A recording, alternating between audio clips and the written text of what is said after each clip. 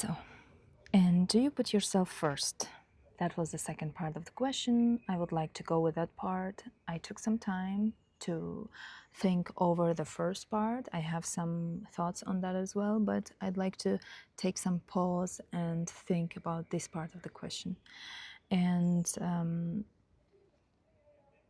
yeah, in order to put myself first, I have to know who I am.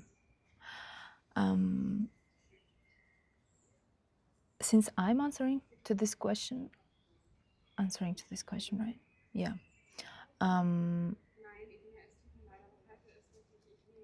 I have, like, this is my job to know who I am. Like, there might be different ways to get to know yourself. And as I mentioned, I get to know myself through observations, with interaction with others, and through books. Like, these might be like all legit third part, like they one third I observe myself, one third in relationships, one third in through books, right? So a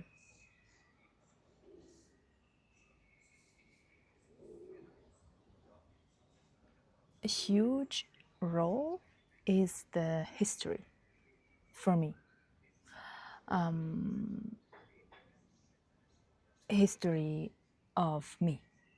So the lifeline, where I come from, my experience and stuff, because this is like this whole it consists a lot of information on how can I work with this question, right? So culturally and from my early years experience, I know, or I saw, that women never put themselves first. So, never. I knew only one lady who put herself first, and that's it. In the whole small city, only one person or two persons, two people, two ladies who put themselves first. One was Russian. The first mention that I did was actually Uzbek, and then Russian woman. That's it. That's the whole history. The very bright personalities, and when I think about strong women, I somehow maybe remember them as well. So what I work with history, and the whole other part, no, never thought about themselves. So for me, naturally, putting myself first, it's a like hard job, because automatically my brain or my this automata works with not putting myself first. So when I came to Germany, I learned how to put myself first. Even when I was living in Russia, I didn't know how to put myself because I was too busy with the existential questions in my early 20s, right? So I did not focus on this kind of growing up as a woman, because when you have that picture, okay, like you like put others, everyone except yourself, right? This is selflessness. But when you come to other culture and then you see how they're putting themselves first, you're like, oh wow, that's cool. Like, how should I work with them? In order to interact with them, you have to start also putting yourself first, because otherwise that's cringe. I think it's not working, right? You cannot integrate in the culture. So for me, it was like a big eye opener. I learned a lot of things. I had enough people who taught me how to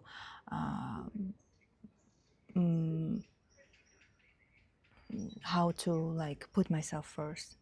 either with love or with lesson, you know? So, um, so putting myself first, this is a huge job for me. When I put myself first, it means that here I'm doing a job, because you cannot put yourself once first and then sleep on that, and that's it. Like from that moment, because you put yourself once, although naturally you are not such type of person, you have to work each time, because the automatic self that you have is trained to not put yourself first. And when you just put once, it's not going to make any sense. You have to train yourself. It's like as if you're going being in the first grade and trying to learn how to write. So this is the same thing.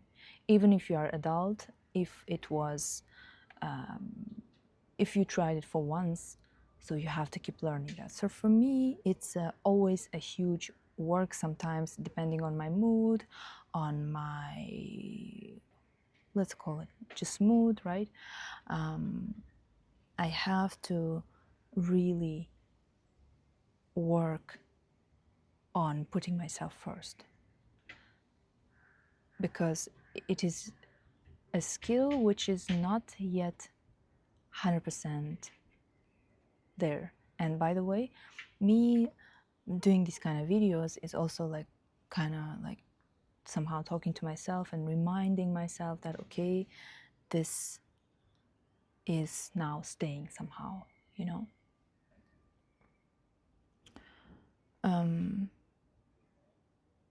So again, loving yourself and putting yourself first is like, for me, about knowing myself, right? And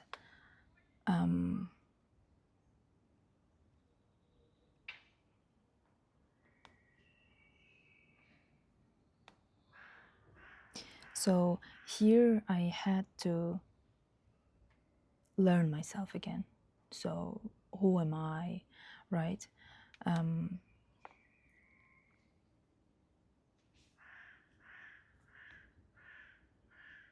The interesting fact also, like there might be some manuals on like listening to yourself and stuff like that, and there might be some tools, and there are plenty of content about that. But what really works for me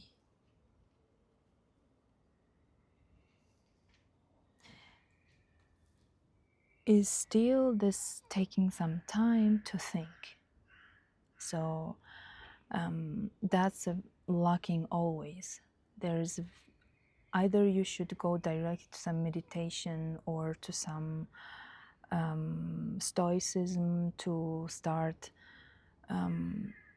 meditating in a way, either through meditation like this or meditation.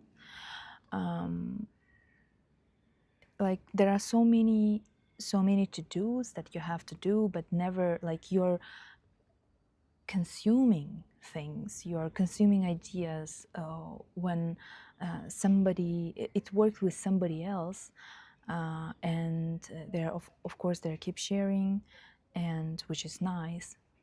So many things worked for me, but what I've lacked always is that, like, trying to take the information out of you, because I think that history is already written. Like I do not need any history, because like I'm 32 and I had enough experience. I have childhood, I had my adolescence years, and my 30s now, right? I have enough content which is already written, and most probably for me it's better to take out things, so, or to understand what is already there rather than consuming. Because for studies, maybe consuming is a really good thing where you have to just be like, it goes from here, has to stay here, you write some tests, or for your job. This is a very good skill to consume the information. I love consuming information, so I'm a big fan of consuming information. But when it's about learning myself, I cannot use too much information, because then it's not like I cannot take things out. I have already enough information. I have to like try to understand what already happened. So that's my thing, because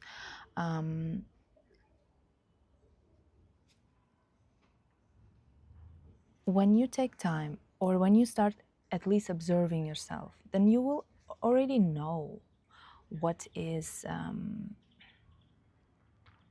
happening, right? So here's the example of, I'll explain what I actually mean. So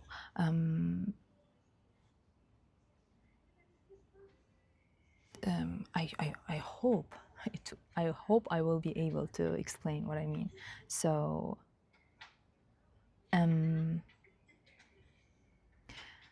let's say with the example of manifestation, why it's currently a buzzword.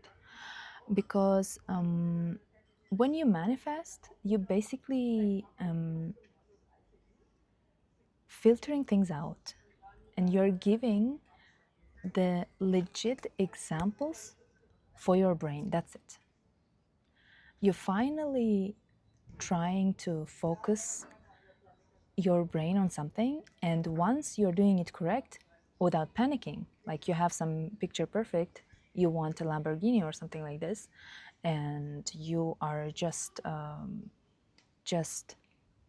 not panicking, or you want Porsche or something like that, or what I want, Maserati, something like that, and you just work towards it, you picture that somehow, and you do not panic, and you do not, like, by panicking I mean like, okay, oh, this is too much, or what is this, or oh, I'm never gonna get Porsche or Maserati. It's like, no, it's like rich people do. Then never gonna happen, because this panicking started. But once you stop panicking, you just have this clear picture, the clear task for your brain, and your brain will understand that. So the same thing, if you understand the structure of what I mean, the same thing happens when you start telling yourself, okay, if I want to understand myself, right? If I want to understand myself, I have to give a clear task to my brain, and that's it.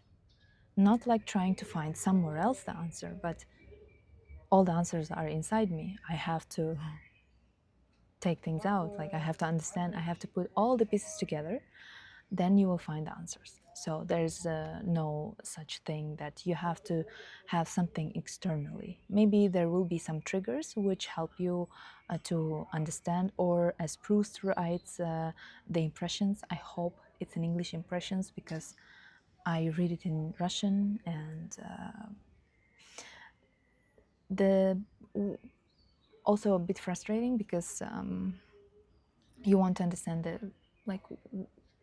the language of original. So that's why I'm going to learn French. So back to what I was telling, right?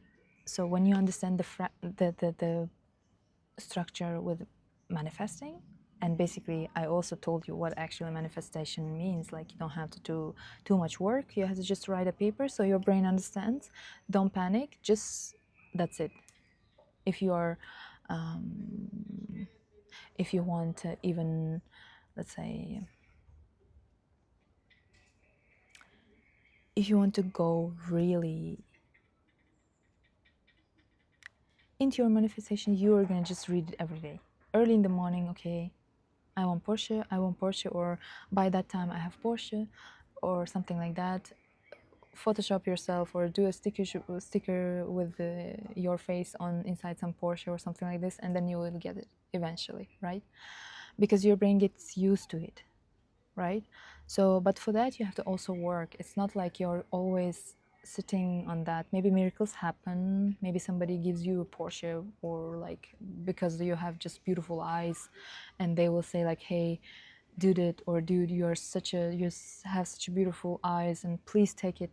I have a Porsche for you." That might happen, but usually, like you want to be assured, sure that it's gonna happen. So you have to work towards your Porsche, right? So it will be just a reminder for you.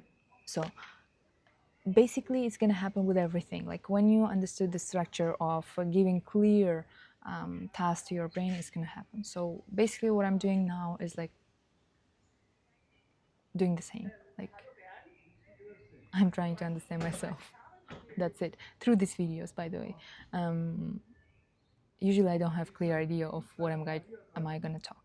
So it's just yeah. Um,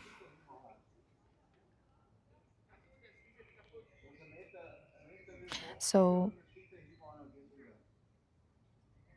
one of the things also, maybe this is not the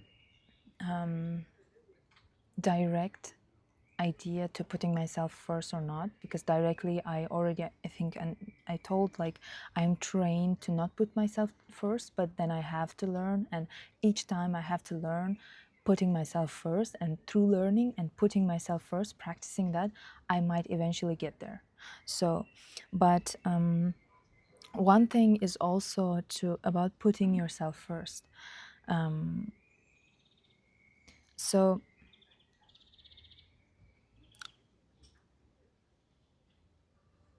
I really wanted to succeed, or I still really want to succeed on YouTube or on TikTok or something like that, because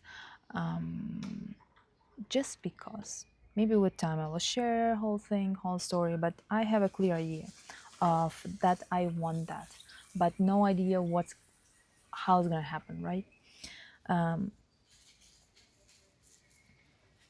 And I wrote some piece. I'm just gonna read it. Can I be at least for my channels the original and not the copy? I know how algorithm works.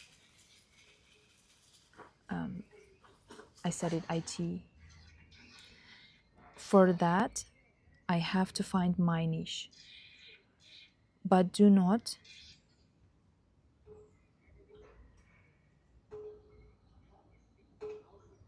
but do not. What actually I mean here? Excuse me. For that, I have to find my niche.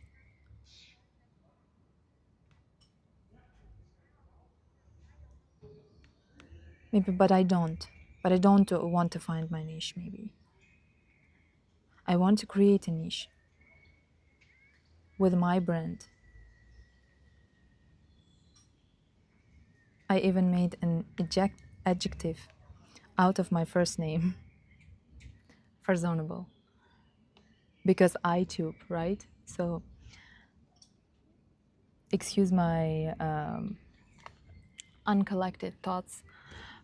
So what I mean here is that I had a huge dilemma to go and figure out the niche, 3 pillars about what I'm going to talk, and one of the videos will hit, and then I have to just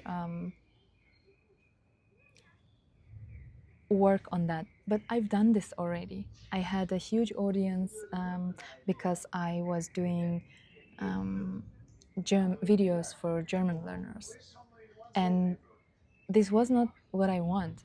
I didn't enjoy that. This was like a extra job for me. So when I'm doing YouTube, I don't want to create another job, because I have already a job, right? I work full time. This thing is happening after works. So like this is a hobby for me. So if somebody has a hobby watching Formula One, I have that hobby. but it's once a week, or football, or watching football, or going to the gym. By the way, I do it also as well, or something. I don't know, like just playing guitar. I have this hobby, so I don't want to have another job. I don't want to do YouTube and be inflated with some like with time. So that was a huge dilemma for me. So I took almost a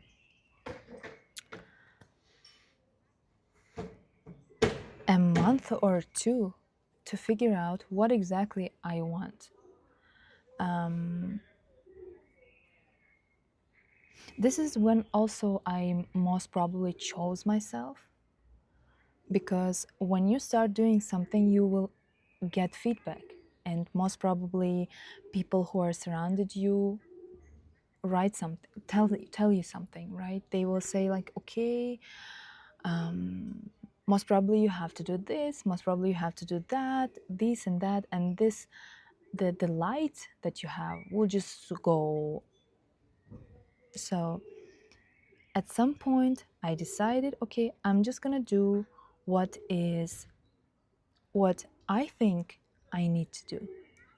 Feedback is good, but at the early stages it might be not as good as one might think. You have to be strong enough to have a strong gut to say, okay, either I take it or not. But if you are a fragile person or something like this, maybe I'm a fragile person. You have to just, like maybe, like, but I better go with my idea. So it's important. And here I think I chose myself. Like I can be sure that, yeah.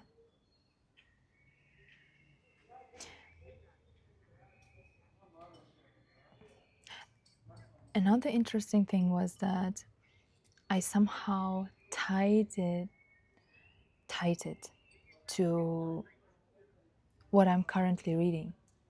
I'm reading Proust. I'm reading lectures on Proust. This is basically a philosophical like thing, and it's a very handy tool in case you want to understand life or you want to understand yourself and whatever. And I wanted some. I just I just had this idea, why can I not combine these two things?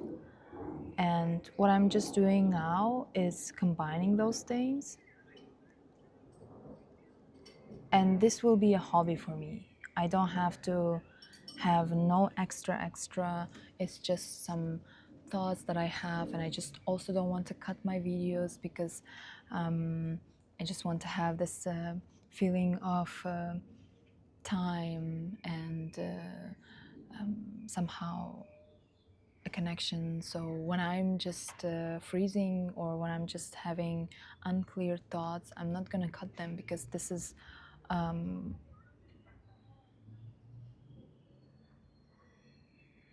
this is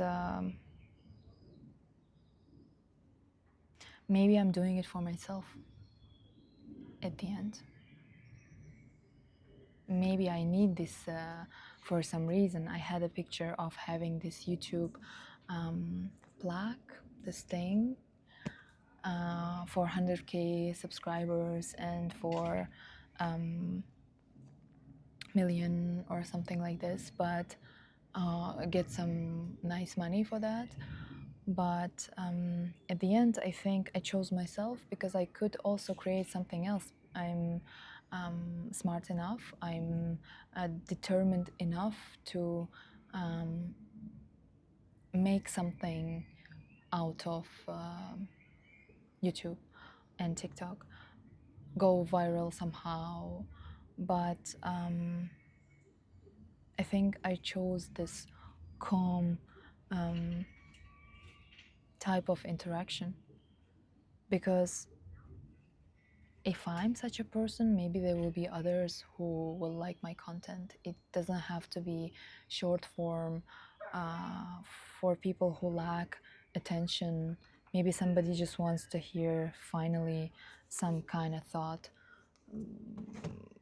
with friends or so. Because when I meet my friends, when I talk to somebody, I don't hear this perfect cut thoughts. I hear always sometimes thoughts which are not ended, unclear. Yeah, that's what I want.